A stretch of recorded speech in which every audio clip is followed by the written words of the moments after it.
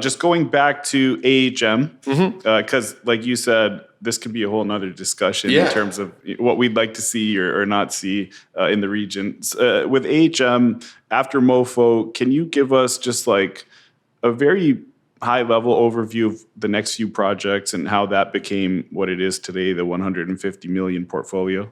Yeah.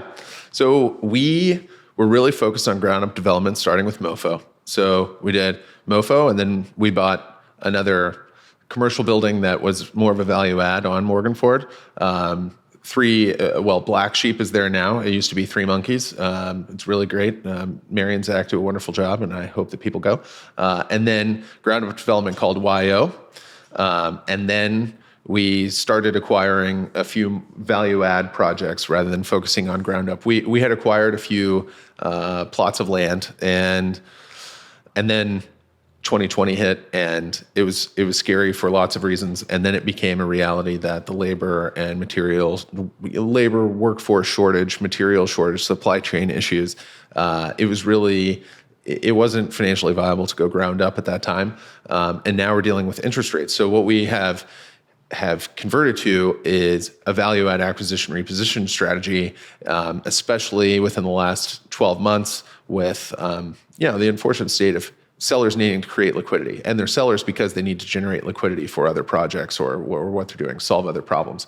And so we have been a bit of a beneficiary from that. It pains me to even say that because you don't want any of this to happen, but it's true. And we have our own challenges, don't get me wrong.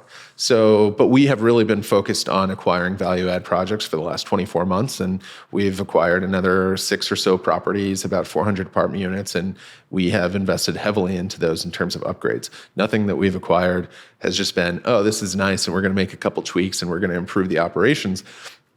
We're going to make a lot of tweaks, and we're going to do a lot of construction work, and then we're going to improve the operations too. So that really has been the primary driver of the growth of the portfolio. And then the future growth of the portfolio is very likely focused on the ground-up development, and we hope that everything in life and in the world is a cycle, and so we hope that we're kind of cycling back into a favorable development period of time. Downtown West is our baby at the moment. We own or control 14 acres there. We're in contract to acquire another 140 units and 34,000 square feet of commercial space. These are all mixed-use projects. They're neighborhood-scale projects. We'll operate them as one portfolio, get those efficiencies, and then everything else there is kind of ground-up development.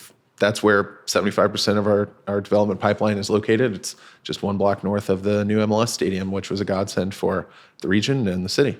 The scope of work on your value add projects, I'm sure, differs based on, the acquisition and what's needed versus, with new development, the scope is the entire thing. Right. So with value add, how are you building out your construction team, or is it your property management maintenance side that is taking care of those renovations? Yeah. So we almost always split that out. So, we've acquired 2 properties. One's a 32-unit property, and the other one's a 36-unit property, one in Soulard and one in the Gate District, that did not require a general contractor. So we did not utilize AHM constructors for that.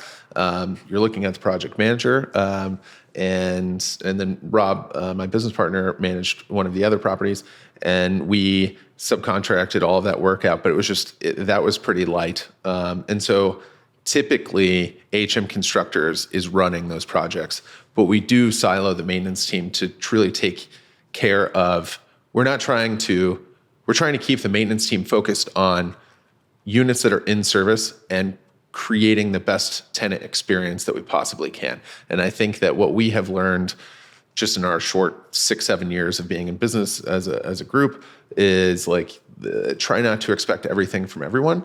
And we really need to slow things down sometimes and make sure that we can walk before we run and keep people focused on certain tasks rather than asking them to do everything, because that's when we start to see cracks, even in ourselves.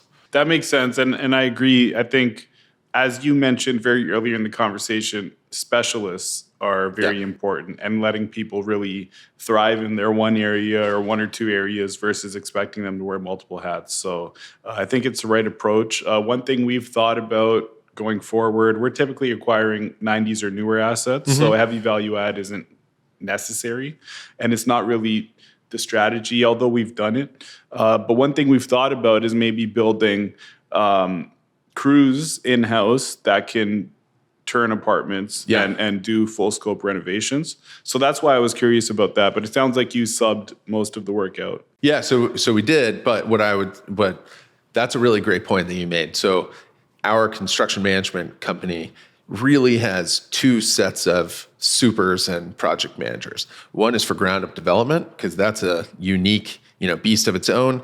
And even more challenging, I think, is the value add acquisition when you have a heavy reposition, because you buy a property, you didn't realize that in 2007 the redeveloper put in European locks and doors, and guess what? That was like the last of the lot, and they're not available anymore. And all of a sudden, you're having to solve these issues that nobody would ever think about. And so the ground up guys never have to really worry about that. They worry about other issues, but the value add heavy reposition properties, that takes a specialist of its own kind. To be an expert in, when we open this wall, we're going to run into issues, and they know how to solve them now. But it takes a lot of time and a lot of brain damage. Do you think one or the other are easier? They both have their challenges, like you mentioned. Oh man, it's all about the cycle that you're in. Sure, I think. Sure. I think 2017 was a great time to build ground up development. I think right now, in the last 24 months, has been an awful time to build ground up development. And if you're not one of the powerhouse construction managers, general contractors, it's if you're working with anyone other than that, they can be the best of the best, but with a labor shortage, it's really a challenge. And so you got to work with the big guys, in my opinion. The value add, it's every time you acquire a building, you're acquiring unknowns. In a ground up, you have much less of that. Once you actually get your footings, foundations in the ground, you've de-risked the project a lot. That makes sense. And I would 100% agree with the value add part of that, because for us, we're heavily focused on buying something that's never been renovated. Right. Because we don't want to deal with someone's, like you said, maybe 2007 renovation or whatever they might have done. We'd rather buy something that's been untouched. Yep. Whether it's newer and doesn't need it, or if it does need it, we know we can go in and just do absolutely everything, or it's a blank slate, more or less.